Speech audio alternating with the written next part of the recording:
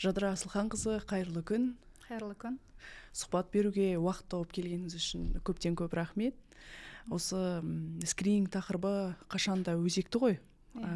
Осы тақырып аясында бүгін еркін, халық үшін пайдалы ақпарат болсын деген мақсатта бүгін кездесіп отырған жайымыз бар. Ол үшін алдымен скрининг дегеніміз не, және адамдарға не үшін қажет екенін айтып берсеңіз. Рахмет. Өте орынды сұрақ. Скрининг дегеніміз және скрининг зерттеулер дегеніміз ол аурудың алдын алу мақсатында жасалынатын тексеру болып табылады.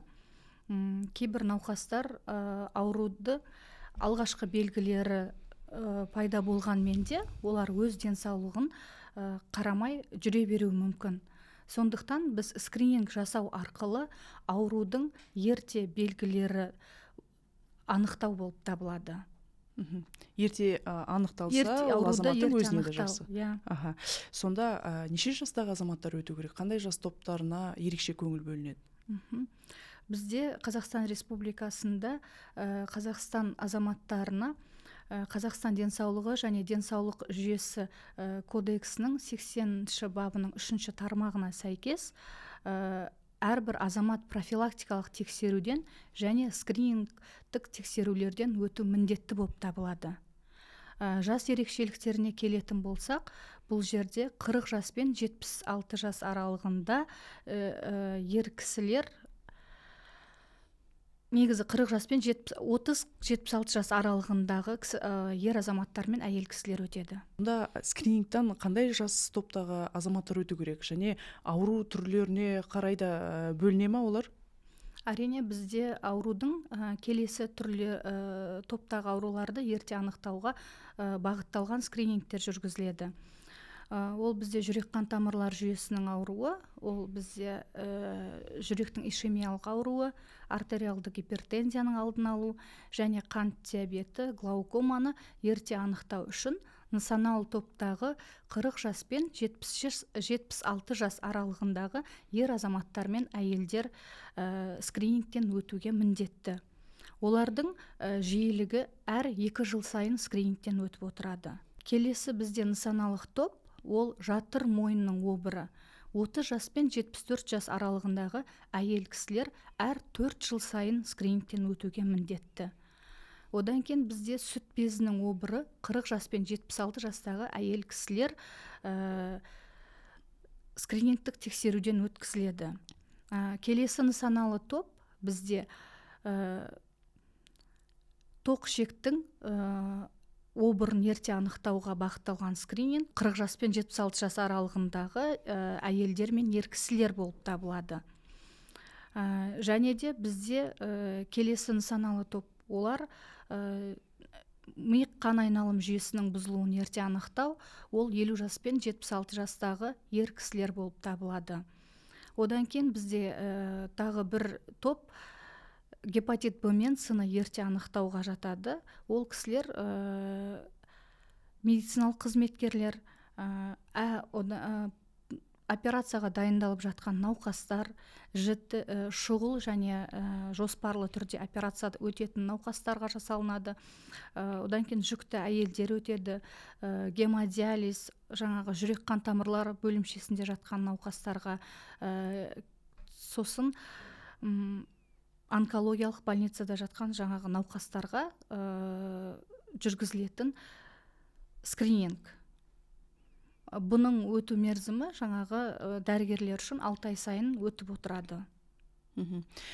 Бұл скринингтен өту үшін, мысалы, емханаға қабылдауға келген кезде пациентке емдейтін дәрігер айтып отыра ма, сонда сіз, мысалы, келесі айда осы скринингтен өтіңіз деп, немесе хабарласып деген секілді, Әрине, бізде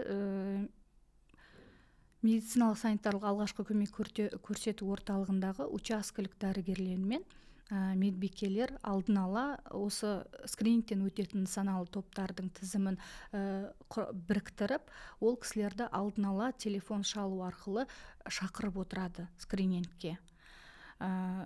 Немесе егер азаматтар өздері скринингтен өткісі келсе, олар сол өздерінің бекітілген тұрғылықты мекен жайы бойынша учаскелік дәрігеріне хабарласып, не болмаса колл-центр арқылы тіркеліп барып скринингтен өте алады.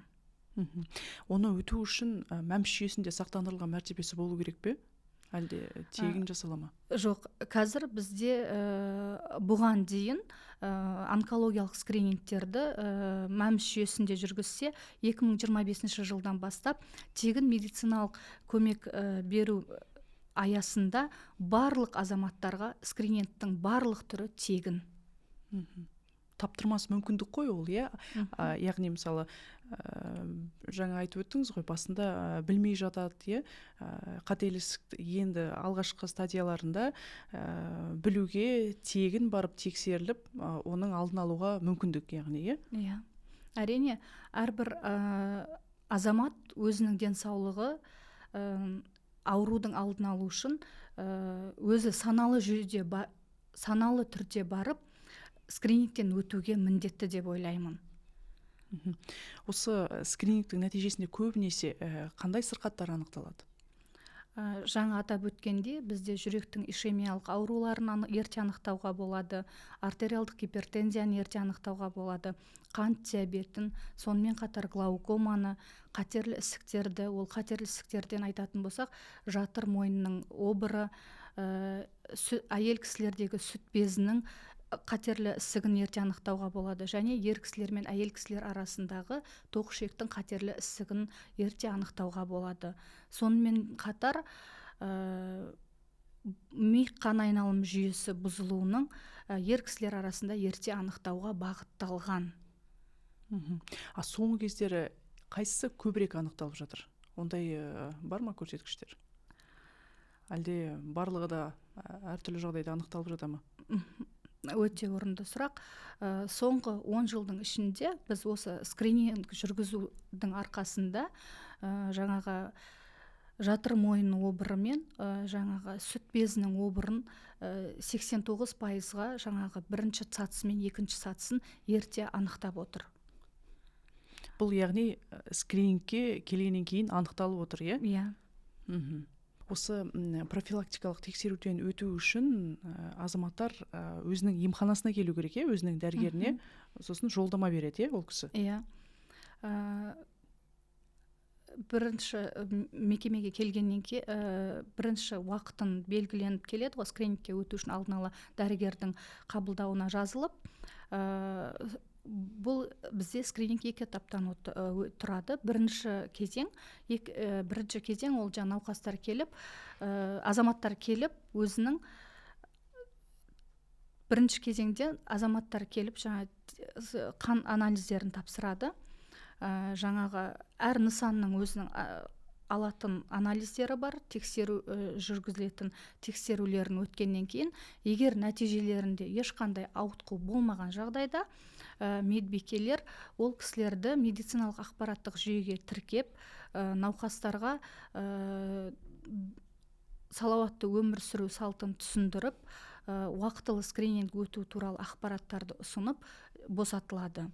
Ал егерде науқастар келгенде тапсырған анализдерінде егерде кейде бір ауытқулар анықталған жағдайда, дәрігер оларды ақпараттық жүйеге енгізіп, екінші кезеңдік тексеруге өткізеді. Және де тереңдетілген, жаңағы мамандандырылған тексерулердің қорытындысы бойынша науқасқа диагноз қойылып, егер созылмалы аурулар, қатерлі ісіктер анықталып жатса, ол науқастарды диспансерлік бақылауға алады.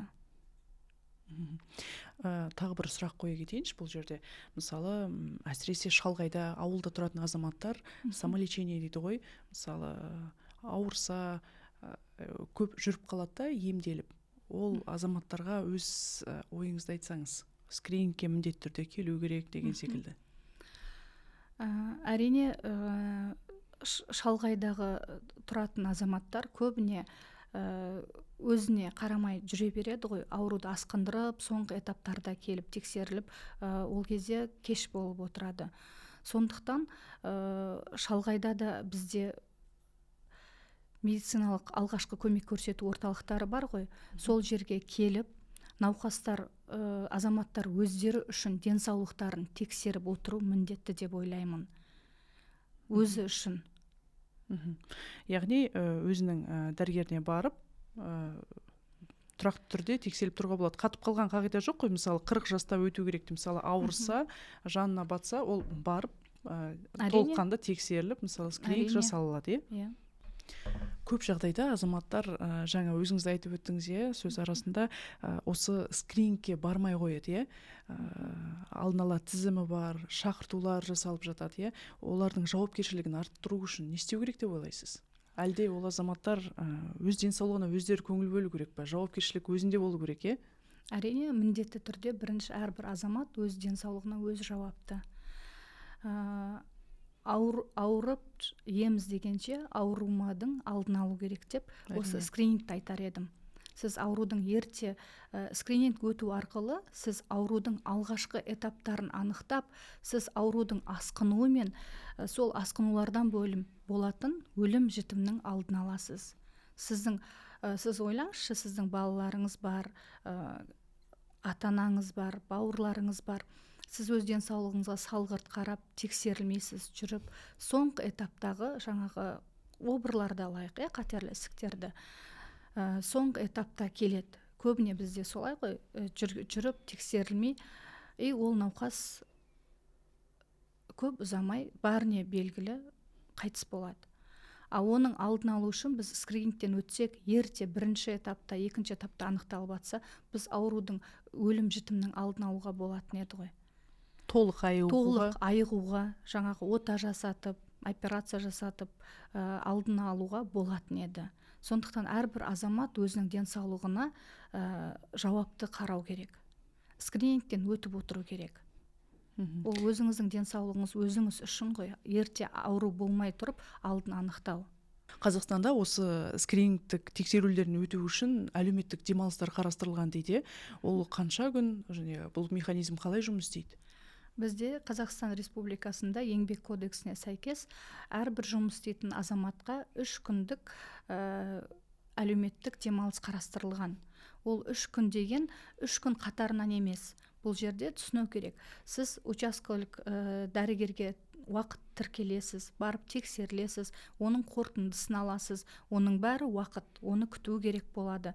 Сондықтан сіз 3 күн қатарынан емес, бір күнтізбелік айдың ішінде 3 күн жаңағы еңбек ақысы сақталған демалыс алып, науқас скрининг өте алады.